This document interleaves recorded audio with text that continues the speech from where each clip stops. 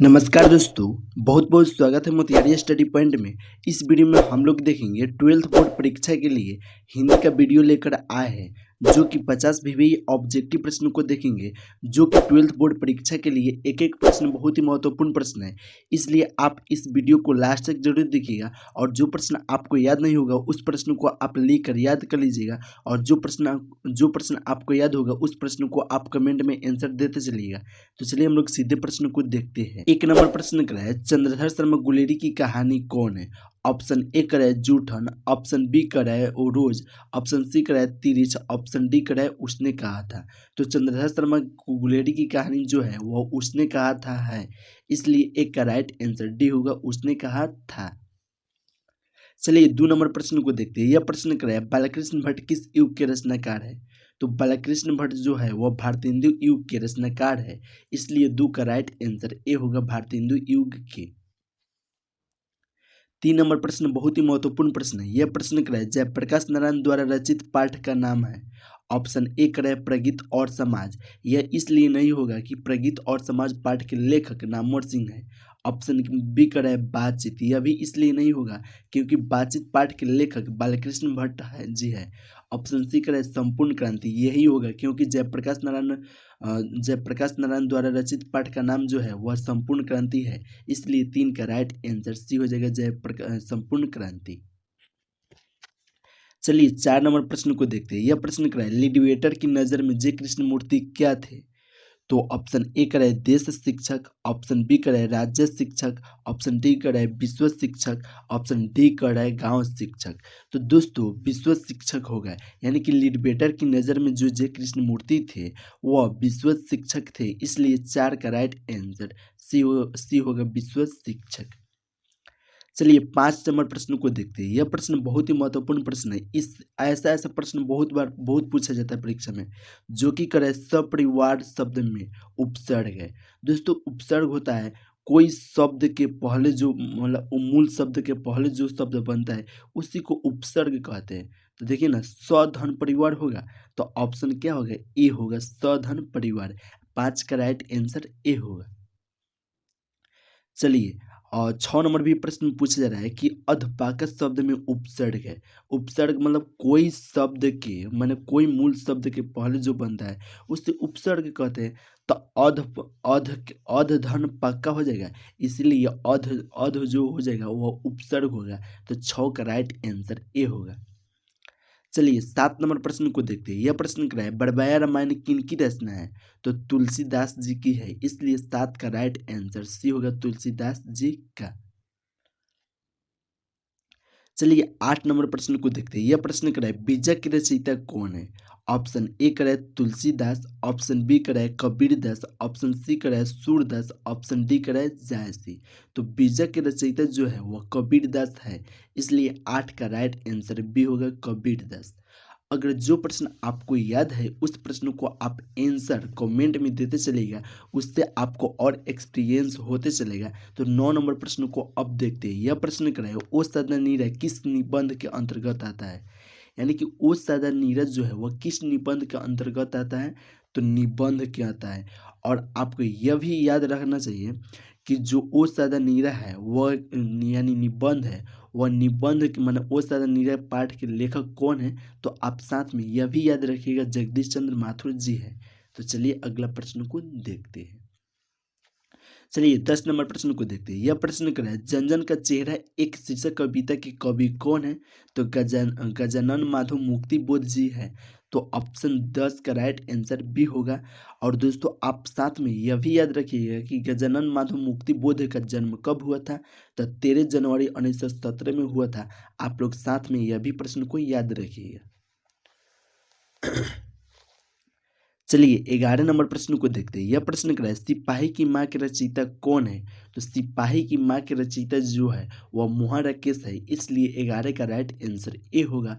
और साथ में आपको इनका मुहाराकेश का जन्म कब हुआ था और मृत्यु कब हुआ था ये दोनों बता देते हैं, आप याद रखिएगा क्योंकि बहुत बार पूछा गया है। अगर पूछेगा मुहाराकेश का जन्म कब हुआ है तो 8 जनवरी 1925 याद रखिएगा। अगर जब पूछ देगा कि मुहाराकेश का मृत्यु कब हुआ है तो 3 दिसंबर 1972 याद रखिएगा। तो चलिए अगला प्रश्न को देखते हैं। देखिए 12 नंबर प्रश्न क्या है, धीरे धीरे शब्द कौन सा मास है। दोनों शब्द एक ही बार है तो अव्ययी भाव होगा, यानी कि धीरे धीरे शब्द जो है वह अव्ययी भाव समास होगा, इसलिए 12 का राइट आंसर ए होगा।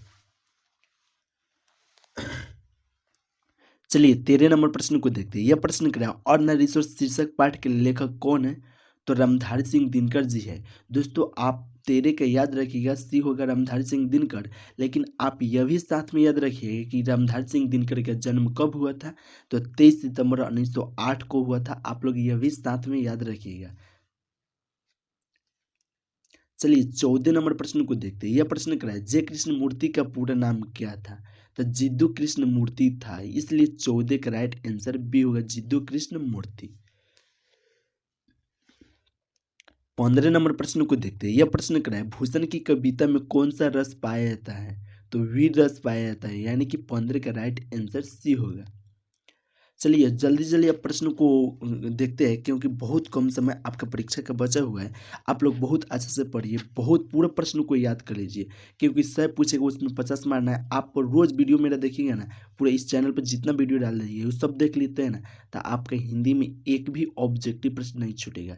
इसलिए आप सब वीडियो को देखते रहिए और रिवाइज करते रहिए। चलिए 16 नंबर प्रश्न को देखते हैं। यह क्या है, कवियों का कवि किस कवि को कहा जाता है। तो दोस्तों कवियों का कवि जो है वह शमशेर बहादुर सिंह को कहा जाता है, इसलिए 16 का राइट आंसर बी हो जाएगा, शमशेर बहादुर सिंह को। चलिए 17 नंबर प्रश्न क्या है, प्राकृतिक वर्णन से संबंधित कविता इनमें कौन है। तो उषा जो है वो प्राकृतिक वर्णन से संबंधित है, इसलिए 17 का राइट आंसर सी होगा। चलिए 18 नंबर प्रश्न को देखते हैं। यह प्रश्न क्या है, कवि रघुवीर सहाय के पिता का नाम क्या था। तो कवि रघुवीर सहाय के पिता का नाम हरदेव सहाय था, इसलिए 18 का राइट आंसर ए होगा, हरदेव सहाय। चलिए 19 नंबर प्रश्न को देखते हैं। यह प्रश्न क्या है, शिव का उपासक कहलाता है। तो शिव का उपासक शैव कहलाता है, इसलिए 19 का राइट आंसर बी होगा, शैव। चलिए 20 नंबर प्रश्न को देखते हैं। यह प्रश्न क्या है, ग्राम शब्द का विशेषण क्या होगा। तो दोस्तों ग्राम शब्द का विशेषण ग्रामीण होगा, इसलिए 20 का राइट आंसर सी हो जाएगा, ग्रामीण। चलिए 21 नंबर प्रश्न को देखते हैं। यह प्रश्न क्या है, ईमानदार शब्द का विलोम होगा। तो ईमानदार शब्द का विलोम बेईमान होता है, इसलिए 21 का राइट आंसर बी हो जाएगा, बेईमान। चलिए 22 नंबर प्रश्न को देखते हैं। यह प्रश्न क्या है, अर्धनारीश्वर कल्पित रूप है। तो अर्धनारीश्वर जो है कल्पित रूप है वो शिव और पार्वती का है, इसलिए 22 का राइट आंसर बी हो जाएगा, शिव और पार्वती का। चलिए 23 नंबर प्रश्न को देखते हैं। यह प्रश्न क्या है, तुलसीदास की पत्नी का नाम क्या था। तो दोस्तों आप याद रखिएगा, तुलसीदास की पत्नी का नाम जो था वह रत्नावली था, इसलिए 23 का राइट आंसर बी हो जाएगा, रत्नावली। 24 नंबर प्रश्न को अब देखते हैं। यह प्रश्न क्या है, पुरस्कार शब्द का विलोम होगा। तो पुरस्कार शब्द का विलोम जो होगा वह दंड होगा, इसलिए 24 का राइट आंसर ए होगा, दंड। चलिए 25 नंबर प्रश्न को देखते हैं। यह प्रश्न क्या है, ज्ञानपीठ पुरस्कार से सम्मानित रचना इनमें कौन है। ऑप्शन ए कर है उर्वशी, ऑप्शन बी कर है रेणुका, ऑप्शन सी कर है कुरुक्षेत्र, ऑप्शन डी कर है इनमें से कोई नहीं। तो उर्वशी होगा, यानी कि ज्ञानपीठ पुरस्कार से सम्मानित जो रचना है वह उर्वशी होगा, इसलिए 25 का राइट आंसर ए होगा। चलिए 26 नंबर प्रश्न को देखते हैं। यह प्रश्न क्या है, संपूर्ण क्रांति के रचनाकार कौन है। दोस्तों आप याद रखिएगा, संपूर्ण क्रांति के रचनाकार जब भी आएगा प्रश्न आपसे परीक्षा में पूछा जाएगा तो जयप्रकाश नारायण जी को याद रखिएगा, यानी संपूर्ण क्रांति के रचनाकार जो है वह जयप्रकाश नारायण जी है, इसलिए 26 का राइट आंसर सी होगा। 27 नंबर प्रश्न को देखते हैं। यह प्रश्न क्या है, सूर सागर के कवि है। तो सूर सागर के कवि सूरदास जी है, इसलिए 27 का राइट आंसर बी होगा, सूरदास। चलिए 28 नंबर प्रश्न को देखते हैं। यह प्रश्न क्या है, आत्मा का विशेषण है। आत्मा का विशेषण जो है वह आत्मिक है, इसलिए 28 का राइट आंसर सी हो जाएगा, आत्मिक। 29 नंबर प्रश्न को देखते हैं। यह प्रश्न क्या है, भूषण को भूषण की उपाधि किसने दी थी। तो राजा रुद्र शाह ने दिए थे, यानी कि भूषण को भूषण की उपाधि किसने दी थी। तो राजा रुद्र शाह ने। तो 29 का राइट आंसर सी होगा। चलिए 30 नंबर प्रश्न को देखते हैं। यह प्रश्न क्या है, भूषण किस काल के कवि माने जाते हैं। तो रीति काल के कवि भूषण जी माने जाते हैं, इसलिए 30 का राइट आंसर ए होगा, रीति काल के।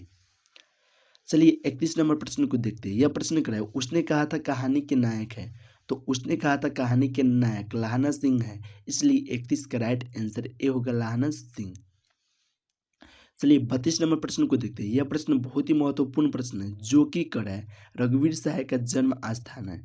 ऑप्शन ए कड़ा है आगरा, ऑप्शन बी कड़ा है मेरठ, ऑप्शन सी कड़ा है लखनऊ। तो लखनऊ में ही है, यानी कि रघुवीर सहाय का जन्म स्थान कहाँ है, तो लखनऊ में है, इसलिए 32 का राइट आंसर सी होगा लखनऊ। चलिए 33 नंबर प्रश्न बहुत ही महत्वपूर्ण प्रश्न है। यह प्रश्न क्या है, मालती के पति का नाम था, यानी मालती के पति का नाम क्या है, तो महेश्वर है, इसलिए 33 का राइट आंसर सी हो जाएगा महेश्वर। 34 नंबर प्रश्न को अब देखते हैं। यह प्रश्न क्या है, रोज कहानी के कहानीकार कौन है, तो रोज कहानी के कहानीकार अज्ञय जी है, और अज्ञय जी का पूरा नाम क्या है, तो सच्चिदानंद हिरानंद वत्स अज्ञय, इसलिए 34 का राइट आंसर ए होगा। साथ में आप याद वह भी प्रश्न को रखिए। चलिए 35 नंबर प्रश्न को देखते हैं। यह प्रश्न क्या है, तुलसीदास किस काल के कवि थे, तो भक्ति काल के। तुलसीदास जी किस काल के कवि है, तो भक्ति काल के। आप याद रखिएगा 35 का राइट आंसर ए होगा। चलिए 36 नंबर प्रश्न को देखते हैं। यह प्रश्न क्या है, बालकृष्ण भट्ट किस काल के रचनाकार है। ऑप्शन ए करे आदि काल, ऑप्शन बी करे भक्ति काल, ऑप्शन सी करे रीति काल, ऑप्शन डी करे आधुनिक काल। इसलिए आप याद ये प्रश्न जरूर रखिएगा, क्योंकि बालकृष्ण भट्ट की जो काल है वो आधुनिक काल है। तो 36 का राइट आंसर डी होगा। यह प्रश्न कई बार पूछा गया है। चलिए 37 नंबर प्रश्न को देखते हैं। यह प्रश्न क्या है, उसने कहा था कहानी किस वर्ष की रचना है, तो 1915 के है, इसलिए 37 का राइट आंसर ए होगा 1915 को। चलिए 38 नंबर प्रश्न को देखते हैं। यह प्रश्न क्या है, अनुराग का विलोम शब्द होगा। अनुराग का विलोम शब्द जो होगा वह विराग होगा, इसलिए 38 का राइट आंसर विराग होगा। चलिए 39 नंबर प्रश्न को देखते हैं। यह प्रश्न क्या है, आसमान टूटना मुहावरे का अर्थ क्या होगा, तो अचानक मुसीबत आना, इसलिए 39 का राइट आंसर बी हो जाएगा अचानक मुसीबत आना। 40 नंबर प्रश्न बहुत ही महत्वपूर्ण प्रश्न है। यह प्रश्न क्या है, इनमें कौन सी रचना जो है वह जगदीश चंद्र माथुर की है। ऑप्शन ए क्या है बातचीत, बातचीत जो है वह बालकृष्ण भट्ट का है, और इसमें क्या है ओ सदा नीरा है, यानी कि जगदीश चंद्र माथुर की जो पाठ है वह ओ सदा नीरा है, इसलिए 40 का राइट आंसर सी होगा। चलिए 41 नंबर प्रश्न को देखते हैं। यह प्रश्न क्या है, जूठन क्या है। जूठन जो है वह आत्मकथा है, इसलिए 41 का राइट आंसर डी होगा आत्मकथा। 42 नंबर प्रश्न क्या है, हंसते हुए मेरा अकेलापन किस विद्या की रचना है, तो डायरी है। हंसते हुए मेरा अकेलापन क्या है, तो डायरी है, इसलिए 42 का राइट आंसर बी होगा डायरी। चलिए 43 नंबर प्रश्न को देखते हैं। यह प्रश्न क्या है, इनमें कौन प्रेम के पीर के कवि है, तो जायसी जी है वह प्रेम के पीर के कवि है, इसलिए 43 का राइट आंसर ए होगा जायसी जी।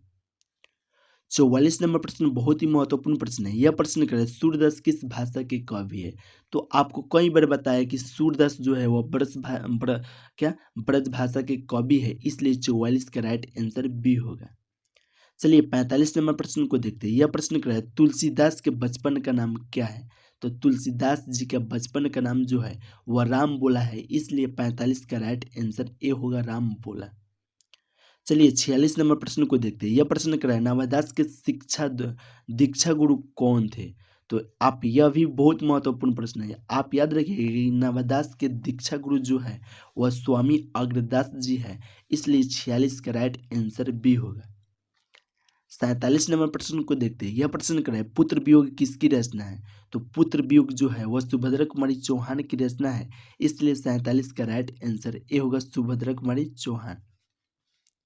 48 नंबर प्रश्न क्या है, शिक्षा शीर्षक निबंध के रचनाकार कौन है, तो शिक्षा शीर्षक निबंध के रचनाकार जो है वह जे कृष्ण मूर्ति जी है, इसलिए 48 का राइट आंसर ए होगा। चलिए 49 नंबर प्रश्न को देखते हैं। यह प्रश्न क्या है, संपूर्ण क्रांति का नारा किसने दिया था। ऑप्शन ए करे दिनकर जी ने, ऑप्शन बी करे जयप्रकाश नारायण ने, तो जयप्रकाश नारायण ने ही संपूर्ण क्रांति का नारा दिए थे, इसलिए 49 का राइट आंसर बी होगा। चलिए 50 नंबर प्रश्न को देखते हैं। इस वीडियो का लास्ट प्रश्न है। जो प्रश्न करें रोज कहानी की नायिका कौन है, तो रोज कहानी की नायिका मालती है, इसलिए 50 का राइट आंसर ए होगा।